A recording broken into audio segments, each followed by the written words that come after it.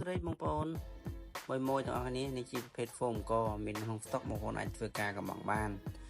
ហើយក៏មាន foam ហាតូជប៉ុនជាមួយនឹងសាប៊ូដុសខ្លួនកូរ៉េដែលមានច្រើនពណ៌បងប្អូនអាចធ្វើការកំងបានដែរជាមួយនឹងscrub ដោបងប្អូនអាចធ្វើការកំងបានដូចគ្នាមានច្រើនពណ៌អញ្ចឹងបងប្អូនអាចកំងបានចាប់ពី6ឡើងទៅបោះដុំតម្លៃពិសេស